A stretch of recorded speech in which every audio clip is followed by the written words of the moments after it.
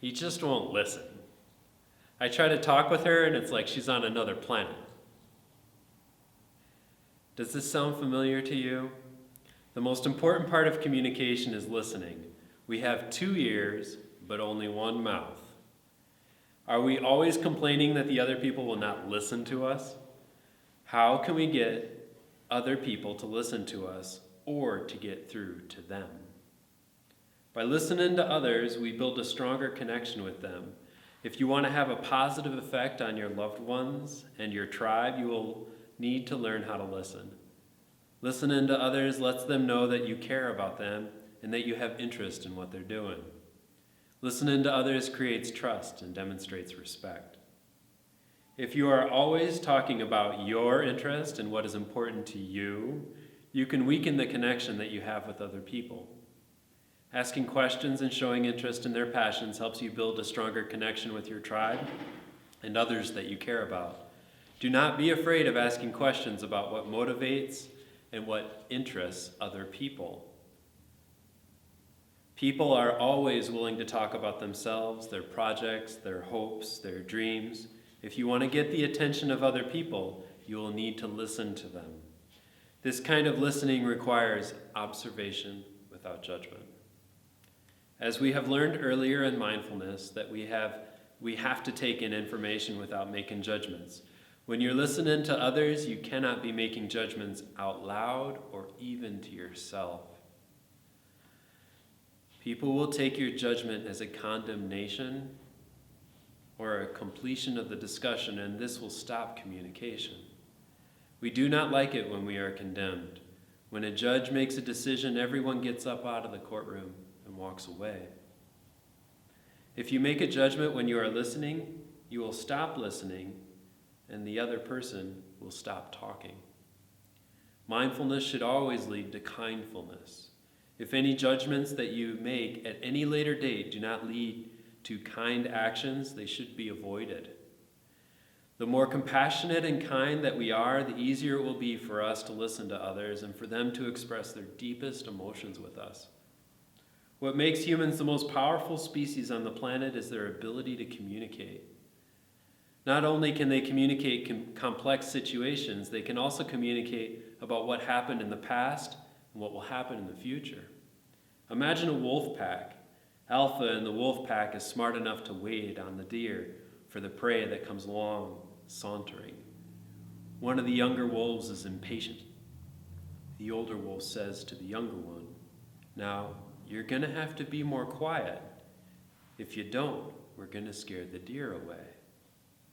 This doesn't work in wolf packs. All the wolves can do is use body language or intimidate the others to follow the orders. As human beings, we have the ability to communicate about the situation beforehand so that we can ensure that everyone involved is on board.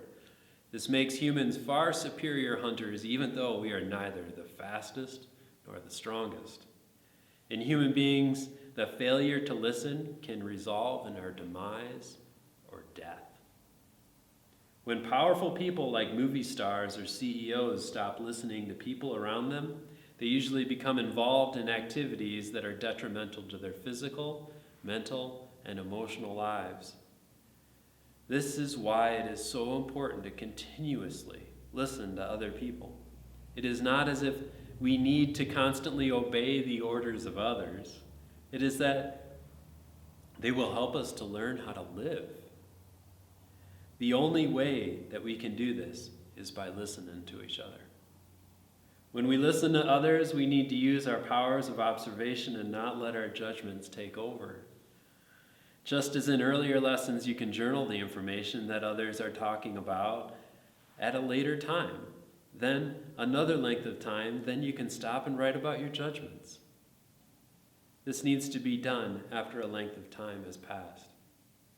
The next week, you will need to journal how you are listening to others. Are you asking more questions than you are giving information? When you are listening to others, are you profoundly using your powers of observation to notice everything about what the person is sharing with you? Are you watching their body language, the tone of their voice? Are you noticing their body posture changing as they're telling you their story? Do you make others feel safe when you are listening to them? Every time that you read a book, you are living the life of another person. This is the ultimate exercise in listening because you have no way to talk back to them without writing them a letter or posting something on Facebook. During the next week, carefully observe other people and journal about the body language that they use and the facial expressions that they use. Try to imagine the emotions and feelings that they're going through. Avoid judgment while you're doing all this. Where we can listen. Well, we can listen while we're meditating. We can listen while we're at home. We can listen at a bus or at the park, at the coffee shop, on a plane, at the library, at political events. When are we going to listen? We're going to listen at every opportunity of our lives. There is always time to listen.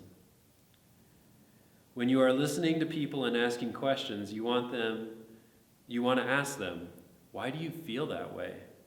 Or why do you want a pizza? Or do you want a piece of me? And this is just like when the genie grants you a wish. So you ask for all the money in the world and a mountain of cash appears on top of you. You suffocate underneath the mountain of cash and die. When instead what you really should have asked for was that you want to feel safe. You want to be safe, have power and influence in a society, and be in control of your life. When people express that they want something, we need to ask them why they want it. This will give us the ability to make an adjustment to help them acquire that want or desire. Before you can help someone, you need to understand why they want it. After we understand the why, then we can get to the how and the where of the question. This will ensure that our actions are directed properly. You will also find that when you are talking with people, you may notice that you are asking them 5 or 6 times, why are you wanting this? Or, why are you wanting this?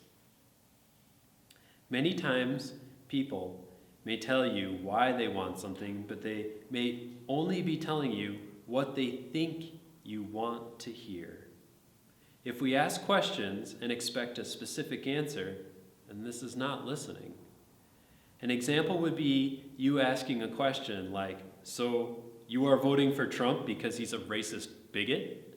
Or, so you're going to go to law school so that you can make lots of money? Or, it's so nice when people run in marathons to promote charity drives. Why are you running in a marathon? All of these are really not questions, and you're not really listening. You're just telling them what you want to hear. If you truly listen to people, you may be shocked when you find them breaking down and shedding tears because this is so strange and new to them that someone is actually listening to them. This is especially true when people feel that they are in a position of lesser power than you. Relax and let it be. You may find it may take some time to gain their trust because this is a complete shock to their life that someone else would actually care about them. Eventually, you will find that this is a very important tool that you can use in the human condition to improve others' situations in life. During the following week, journal about the following questions. How much did you listen to others? How much did you listen in your life? Where in your life do you want to listen more? When in your life do you want to listen more? Who do you need to listen to more? Journal a response for each question above. In the videos, we will be talking about listening and using stickies to organize the information that we are taking in by listening. You will find your life will be calmer and more relaxed. People will love you more. People will actually become quite shocked when you ask them questions and just listen. Thank you. Kai Vala. Yay!